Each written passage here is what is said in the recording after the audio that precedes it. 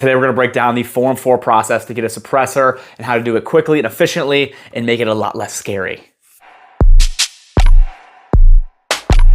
So this video is brought to you by Firearms suppressors, and we want to go over the process to make it less scary for you, because it is sometimes kind of intimidating for those that have never done it before, but I promise you, it is not that scary after you get into it. Your SOT, which is the person that will go through the process with you, will do a ton for you and help you a lot and walk you through that entire process. I'm sure they honestly make this process as scary as possible on purpose to try to prevent you from getting one, but now is honestly the best time to get a suppressor because the wait times are incredibly decreased. They used to be over a year. That was my first one, was 13 months. Now my last 3 were at 4 days. So the process is becoming so much quicker that it's becoming more fun to actually get suppressors, aside from the $200 tax stamp. That is incredibly unconstitutional and should not be there. But for right now, unfortunately, that is where we're at, but at least the wait times are shorter. So the very first thing you're going to do when you want to get a Form 4 to get your suppressor is go to the ATF website and create a login. You're going to use a password and you're going to get a 4-digit PIN. Save these. You're going to need these for later.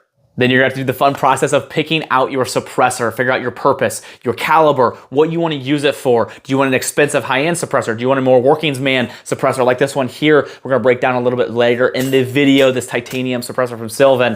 Find the exact suppressor you want, because it's important to find the right one that works best for you and your situation, because the process, I mean, you're paying $200 for a tax stamp. You want to make sure you get the right suppressor for what you're using it for. Now comes the 3 things that you need to make sure you have when going into this process. You're going to need fingerprints, a passport-sized photo, and your ID or some other way to verify your address and your location, who you are. Or you can go to the kiosks at some dealers, at the SOTs, and you can just do it all there. It'll take your fingerprints, it'll do the photo, and it will do the entire process. You will still need your ID. At a minimum, take your ID with you, and then if they have a kiosk, the rest will be done there. But those are the 3 things that you absolutely have to have for this process to be able to go through to the next step. Then after that, you're going to have to pay your $200 tax stamp and your holding fees for whatever place you're using. Those are all going to vary. The tax stamp is always going to be that $200, but the holding fees will be based off of who you were using as an SOT.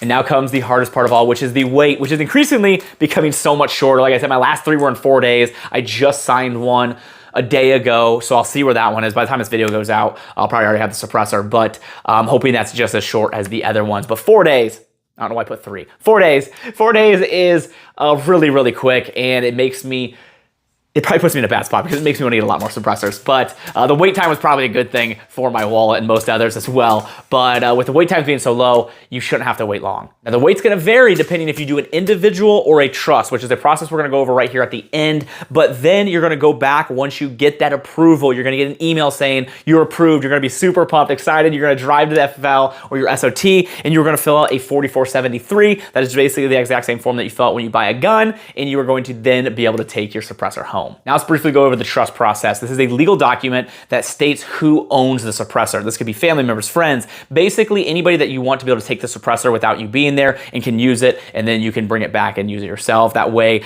you don't have to be present when the suppressor is being used. That way, if you pass away, you don't have to go through a legal process to be able to get that suppressor transferred to someone's name. It's already in the trust, so the other person can then just take it and you're good to go. This does take longer because you have to actually go to a lawyer or a group to be able to get this work done, to get the trust written out. And then when you go to the SOT, you're going to have to make sure everybody in that trust has to be there as well. Do the fingerprint, the passport photo, all the same process that you do for the individual, all has to be at the same time. So they can make it a little more sticky trying to get everyone there at one time. So you might want to limit as many people as possible. If you don't want to do like 25 of your friends, you might just want to do a couple people, maybe a couple family members, your spouse, your kids, that type of thing. But trust is a good idea if you think a lot of people are going to be using the suppressor. Say your family is all going to use your one rifle to hunt. You're going to want to put it in a trust to be able to let all of them use that. Now, traditionally, this also means a longer wait time. Not a ton, but it is longer than the individual. With those 2 things explained, I just want to reiterate, this is not as scary as it seems. I know it looks like a lot and it's intimidating, and I probably think they made that on purpose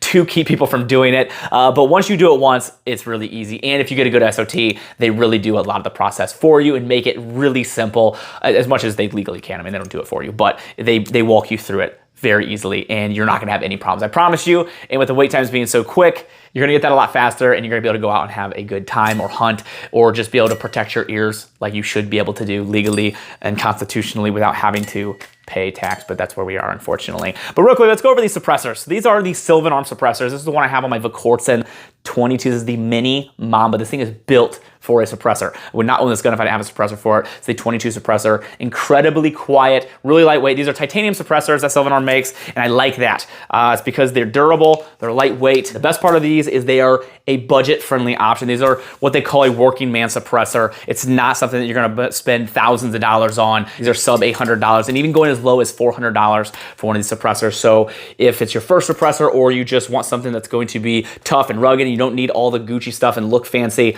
this would be a good suppressor to look into. You can use these in a couple different ways. There is a muzzle device here that you can quick attach and be able to screw on very easily, or you can just do a direct thread like this one is here. That's gonna be a personal preference on you, but they do have the option on both. You can also go with a shorter one if you request it. So this is the 8.5 inch, I believe it is. It can go even shorter if you want. I know some law enforcements have these that they went with a 2 inch shorter because they want that smaller suppressor.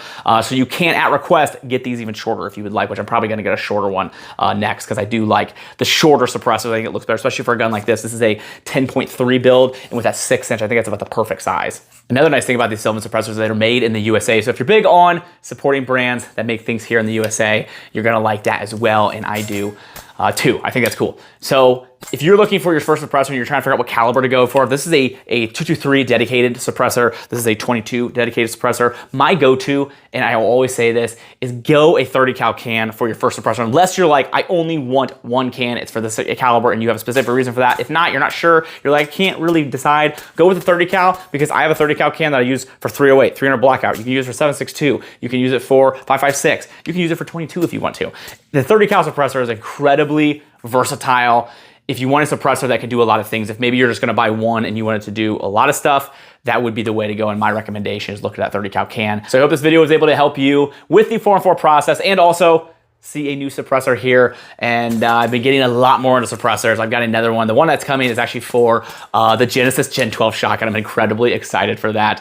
So I have a lot of different suppressors I've been using. I've got some high-end ones. I've got some more budget-friendly ones like these ones, the more working man ones, the ones that are a lot more affordable, and something you're not gonna blow a large amount of money on, but you're still gonna get a good quality suppressor. And I've been having a lot of fun with this one on this build. I like this entire rifle setup. It's a really nice setup, especially with that suppressor on there. So you're gonna see a lot of B-roll here of it, hopefully be able to give you a little bit idea of the suppression sound. It's really difficult, unfortunately, to get that on camera, so I did the best that I could. But hopefully this video was able to help you make a better decision on getting a suppressor and help you maybe spend your money in the best way possible. It's always my goal. Other than that, I appreciate you guys so much. Make sure you guys check out Howitzer Clothing. They donate 5% of proceeds to charity. They're incredible. Absolutely love what they're doing. They have a Tactical Advisor t-shirt. Link in the description. The companies are incredibly nice.